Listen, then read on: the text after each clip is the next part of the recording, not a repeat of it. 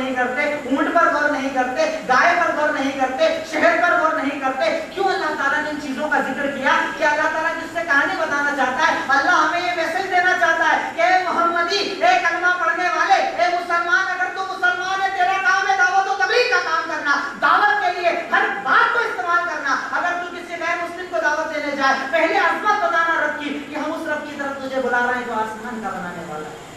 آج 10 بائی 10 کا کمرہ بنانا ہو, 4 پلر لگتے, 4 پائر کرو, اس کے اوپر کالم بیم کھڑے کرو, اس کے بعد چھت کھڑی ہوتی ہے. ہم تجھے اس اللہ کی طرف بلا رہے ہیں جس نے سارے آسمان کو بلا سکون کے کھڑا کر دیا.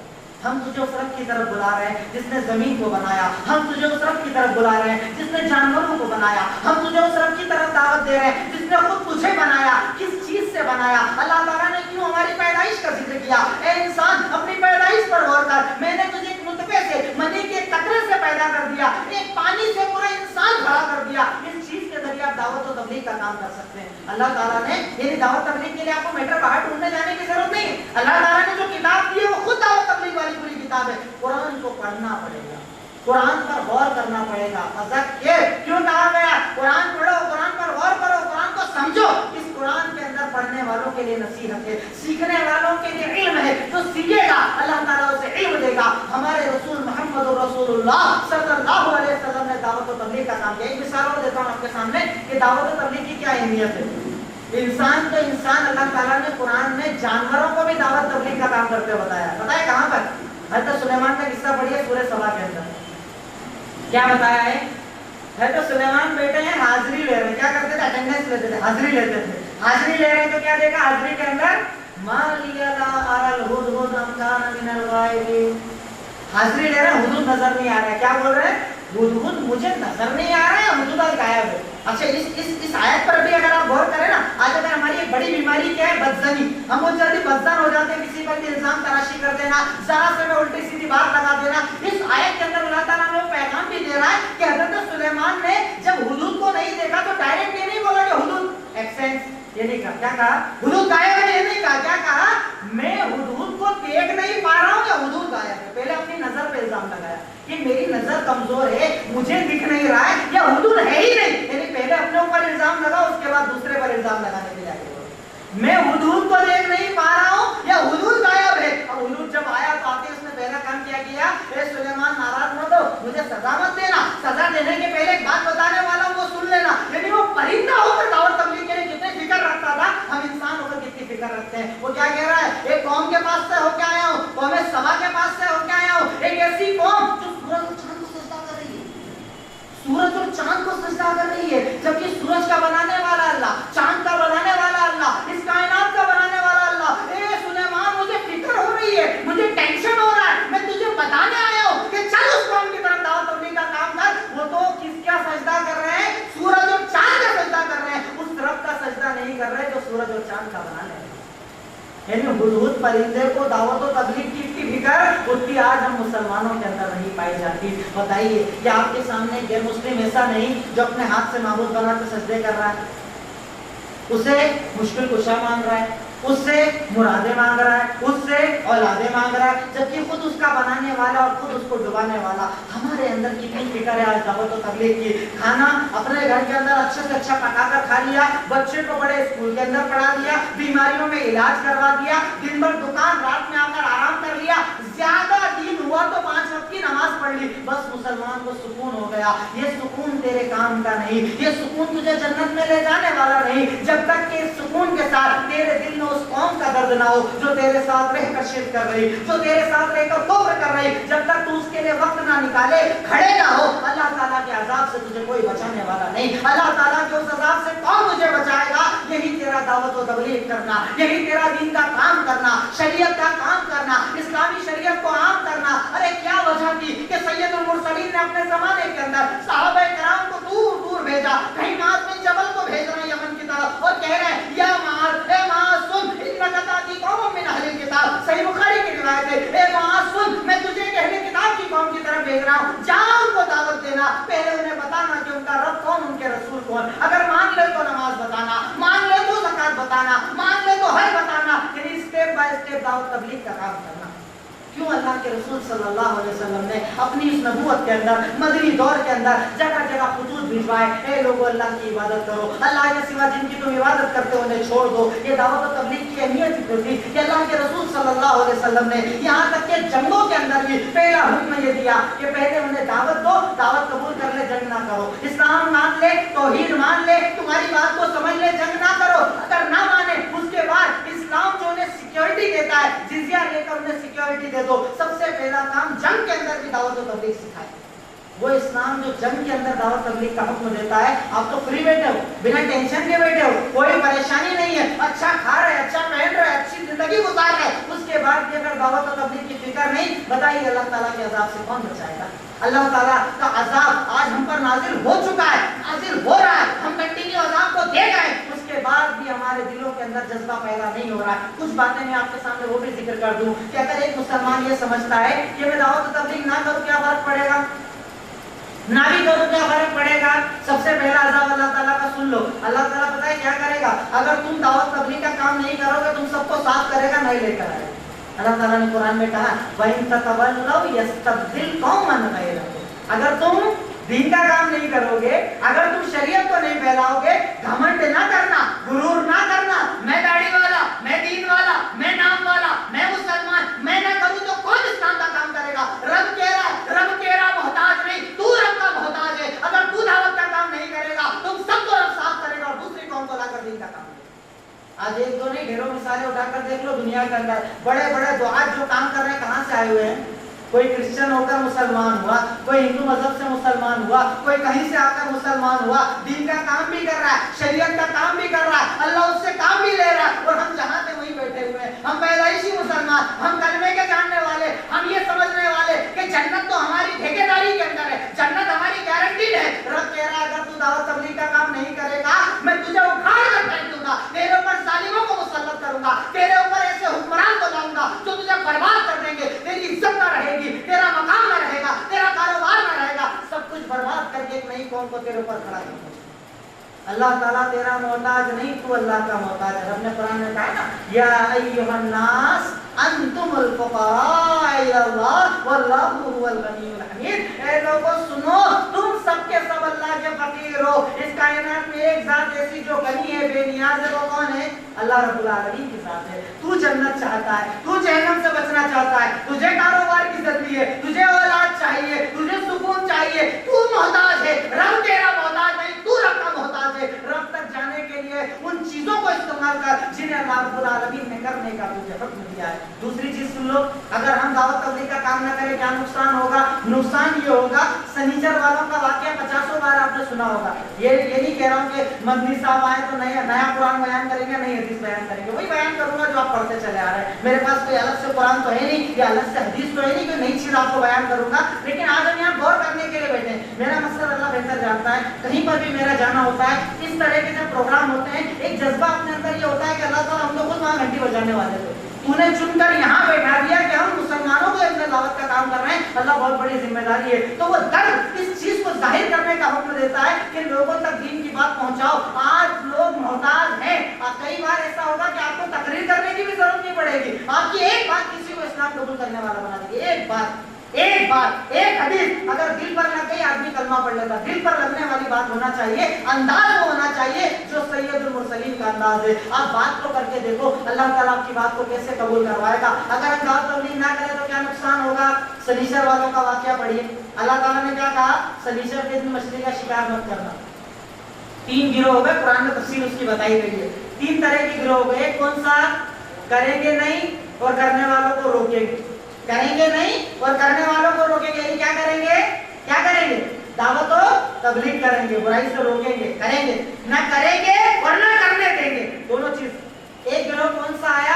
ہم تو کریں گے، ہیلا بہانہ کریں گے، جمعہ کو جال لگائیں گے، اتوار کو جال کھولیں گے، دونوں الگ الگ، یعنی ایک کرنے والا اور ایک نہیں کر کے روکنے والا، ایک بیچ کا گروہ آج ہم لوگ، ہم میں اکثریت آج وہی ہے۔ ہاں ٹھیک ہے، اپن نہیں کرتے، روکنا کیوں کسی کو؟ مت کرو، بس اپن سمجھ رہے نا شرک نہیں کرنا چاہیے، بدعت نہیں کرنا چاہیے، گناہ نہیں کرنا چاہیے، اپن سمجھ رہے ہیں کو دشمنی مول لینا، کسی سے کو کسی کو دشمن بنانا۔ اب مولانا وہ میرا 8 سال پرانا دشمن ہے، میرا بزنس پارٹنر ہے، اگر اس کو بولوں گا کہ شرک غلط ہے تو دشمنی کر لے گا، کو کسی کو بتانا۔ ان لوگوں کے بارے میں قرآن میں اللہ تعالیٰ نے کہا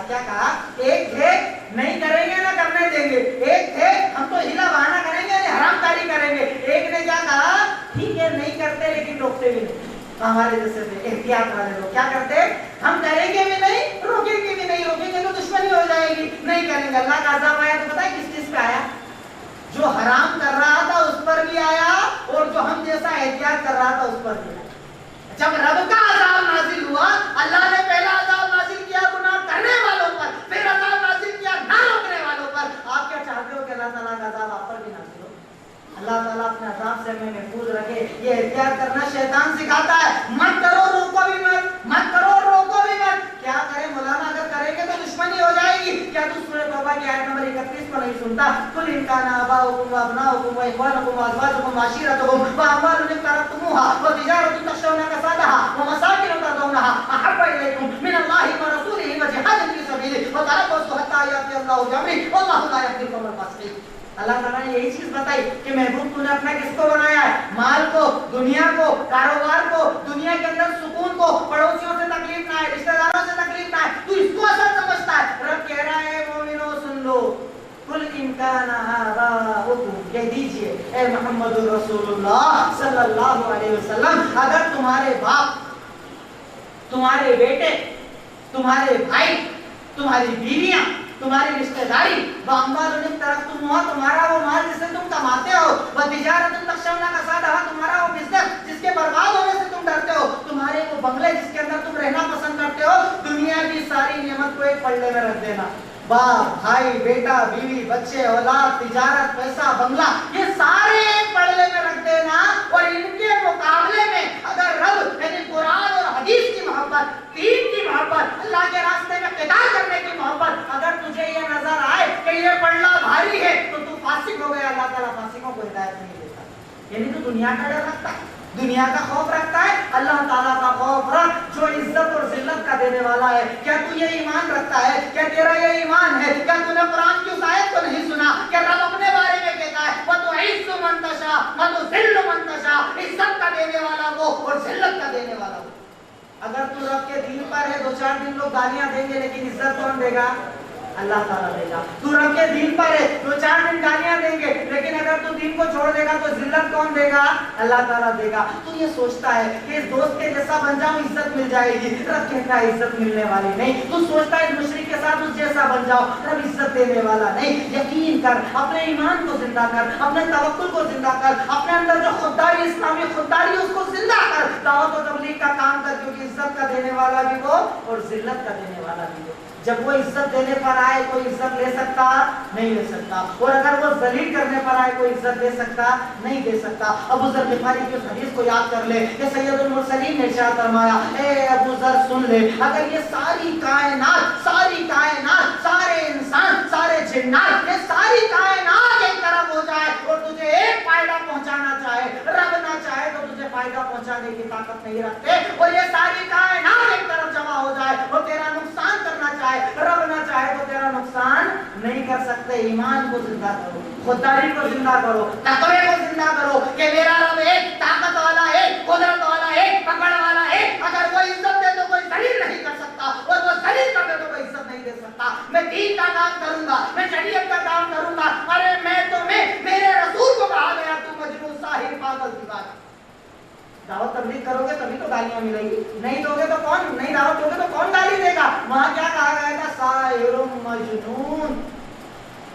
یہ محمد صلی اللہ علیہ وسلم تو جادوگر ہیں, مجنون ہیں, یہودیوں سے لے کر آئے. ان کو بھی کہا گیا تھا, کیا کہا گیا تھا کہ یہودیوں کے ایجنٹ ہے. ان کو کہا گیا تھا جملہ قرآن میں اللہ تعالیٰ نے کہا کہ یہودیوں سے لا کر ہمیں سناتے ہیں, یہودیوں کا دین ہم تک پہنچاتے ہیں. گالیاں ملیں گی, لقب ملیں گے, لیکن تیرا کام ہے دعوت کا کام کرنا, دین کا کام کرنا, شریعت کا کام کرنا. رب پر یقین رکھ, اس کی قوت پر یقین رکھ, اس کی طاقت پر یقین رکھ کہ اگر وہ تیرے ساتھ, واللہ یعصمک من الناس. وہاں تو سید المرسلین سے کہا گیا تھا کہ تم دعوت کا کام کرو, اللہ تعالیٰ تمہیں دنیا کے عذاب سے بچائے گا, دشمنیوں سے بچائے گا, نفرت اور عداوت سے بچائے گا. تو دنیا سے مت ڈر, لوگوں سے مت ڈر, ان چھوٹی موٹی طاقتوں سے مت ڈر. اپنے اوپر اس طاقت کو محسوس تو کر جو فعال لما یرید, جو چاہتا ہے کرتا ہے, اسے کوئی روکنے والا نہیں. اگر دعوت تبلیغ نہیں کریں گے تو اس کا نقصان کیا ہوگا؟ ایک اور نقصان سنو. آج ہمارے یہاں کیا ہوتا ہے, اکثر لوگ فون کر کے کہتے ہیں مولانا ذرا دعا کر دیجیے اولاد ہو جائے, مولانا ذرا دعا کر دیجیے کاروبار چل جائے, مولانا ذرا دعا کر دیجیے शादी होने वाली अच्छे से निपट जाए। हम लोग देखते हैं गुनहगार है, दुआ कबूल ही नहीं होती, होती कि नहीं होती? हम लोग दुआ मांगते हैं, दुआ कबूल ही नहीं होती।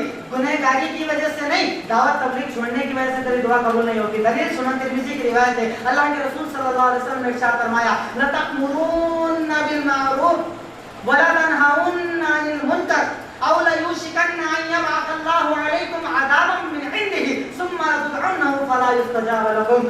दावत तबलीग का काम नहीं करोगे तो अंजाम क्या होगा?